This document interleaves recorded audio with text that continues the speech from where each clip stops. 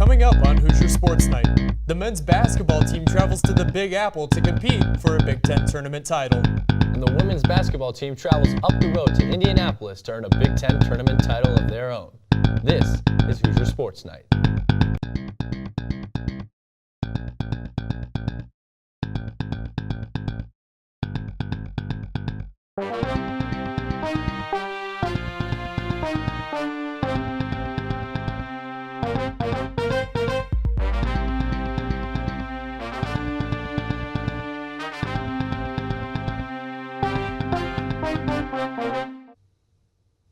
Welcome to Hoosier Sports Night. I'm Michael Tilka.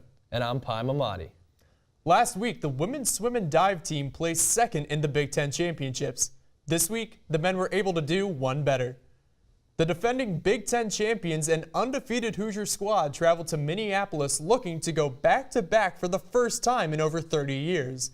That's exactly what they did, as they picked up 24 total medals and 14 Big Ten titles in what ended up being IU's 26th time winning the Big Ten. 8 Hoosiers earned first-team All-Big Ten spots. They helped IU break 11 school records, 7 Big Ten records, and 9 pool records. 2 Hoosiers in particular stood out in the tournament. Senior Michael Hickson won Diver of the Championships for his win in the 1-meter dive and second-place finish in the 3-meter dive. Meanwhile, junior Vinny Lanza was awarded the title of Swimmer of the Champions for the second year in a row. He broke the Big Ten record for most titles won, picking up 7 gold medals in butterfly, freestyle, and relay events. IU isn't stopping at the Big Ten, though. Several Hoosiers will be competing in the NCAA championships later this month in Minneapolis. Thursday night, men's basketball team took on Rutgers in their first game of the Big Ten tournament. Jordan Burroughs was at Madison Square Garden to break down the result. Indiana unable to get the job done tonight inside of Madison Square Garden as the Hoosiers suffer their first loss against the Rutgers Scarlet Knights in program history, losing by a final score of 76-69. The Hoosiers in the first half looked pretty good, but then what happened was down the stretch, the Hoosiers fell to the Rutgers Scarlet Knights in the first half, down 29-28, and even the players going into the second half, they knew they couldn't gather their composure. It really wasn't us. It was just they just kept fighting into the game. We started off good, and they just got on a big run, and they just carried on. That momentum just changed. So I think mentally we just didn't stay engaged. I think we came out hot and then just stopped staying focused. And even Archie Miller in his press conference, he noted he knew his team wasn't able to come back. You got to give them credit. You know, on this stage, you know, you're playing for a lot, and you know, I thought they played with a lot of confidence. For our guys, you know, I'm really disappointed. Wish we could have done a better job. They gave everything they had all season long through a lot of ups and downs. Saw a lot of guys grow throughout the course of the year and do some things that a lot of people probably didn't anticipate. And from that standpoint, you know, I'm proud of them. Indiana finishes the game 25 of 29 from the free throw line, 25 points coming from the free throw line, a team that finished in the bottom 300 of the 351 D1 teams in college basketball. And Indiana finishes 16 of 15 overall and 9 and 10 in Big Ten play.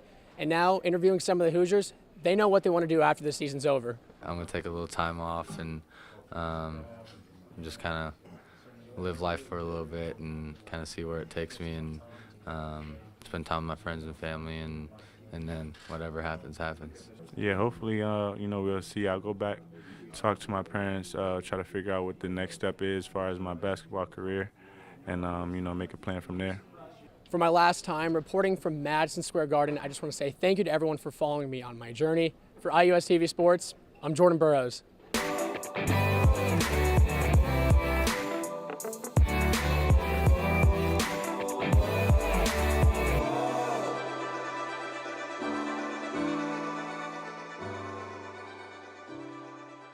With the loss, the Hoosiers will have to wait and see if they will get an NIT bid.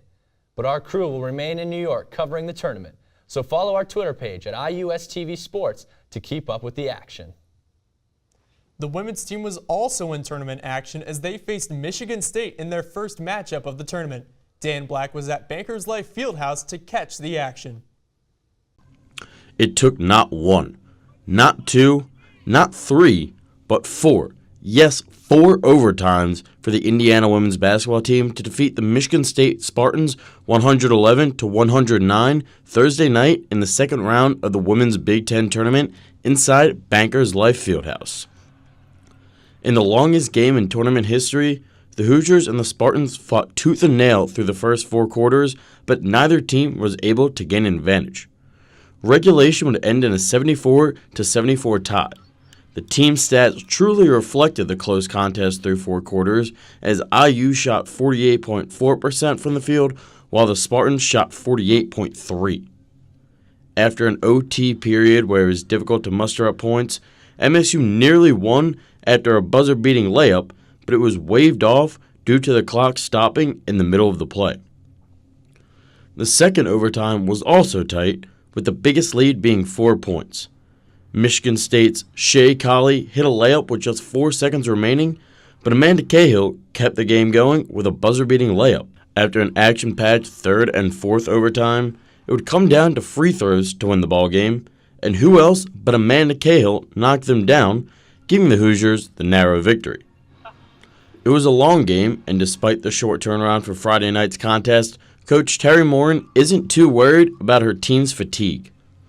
I'm not worried. This group has been great, throughout the peaks and the valleys, and have always been able to show up in big ways when we've needed them to. One of the closest games Indiana's played all season, senior Amanda Cahill came in clutch from the start. There's no better way to describe Cahill's performance other than mesmerizing. In the first half alone, the senior forward scored 16 points and shot 3 of 4 from beyond the arc. She would tack on 22 more points the rest of the game, finishing with a season-high 38 while hitting 5 of her 7 3-point attempts. She also put the icing on the cake with 2 huge free throws to end the ballgame. Focusing on it going in, I didn't want to think any negative thoughts, and I was just thinking that we needed those buckets.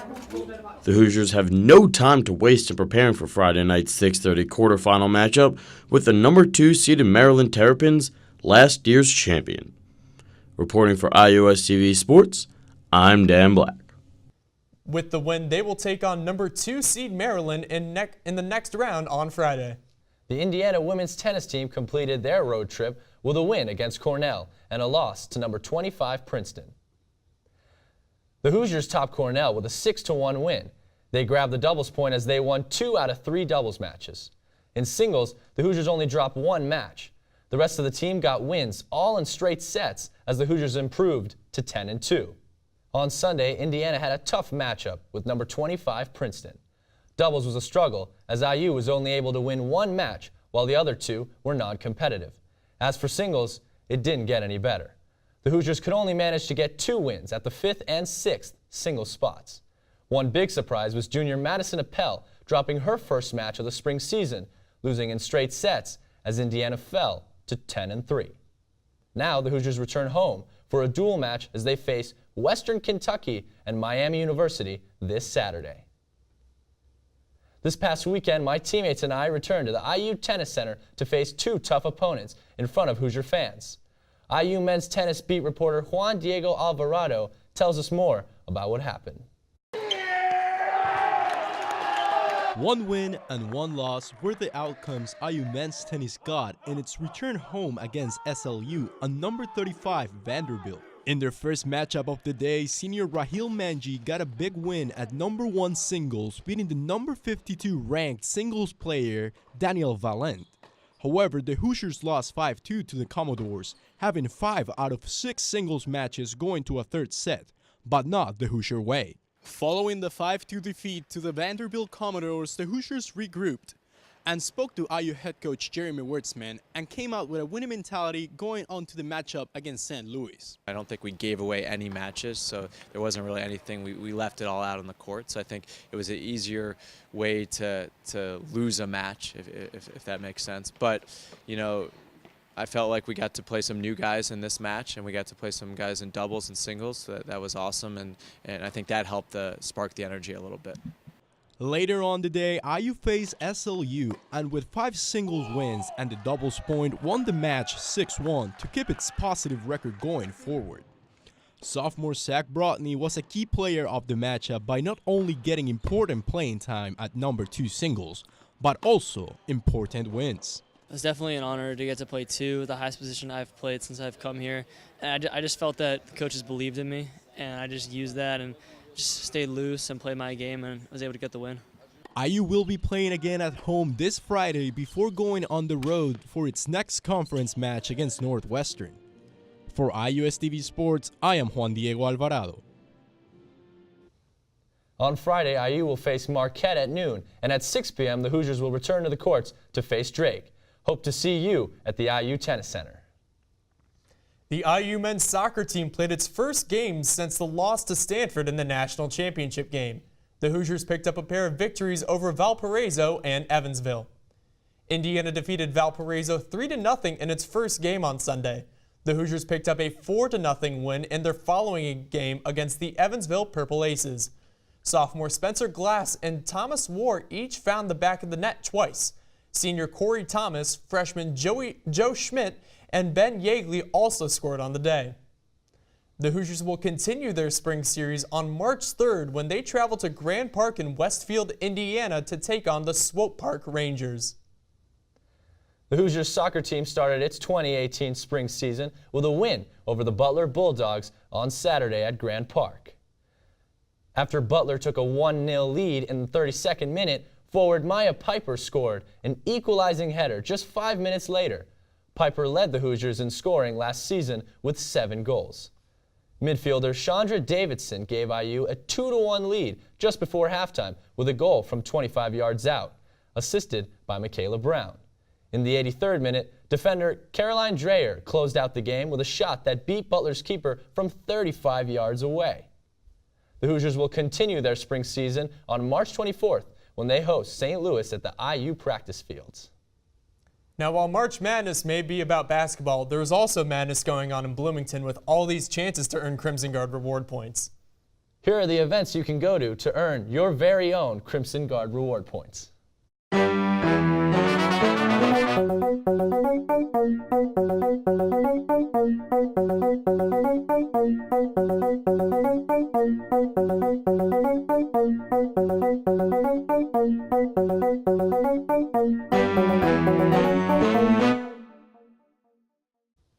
When Hoosier Sports Night continues, IUSTV's Mary-Kate Hamilton joins us in studio to talk with IU baseball reporter Austin Matricardi about the team's hot start. And the wrestling team gears up for the Big Ten tournament. You're watching Hoosier Sports Night.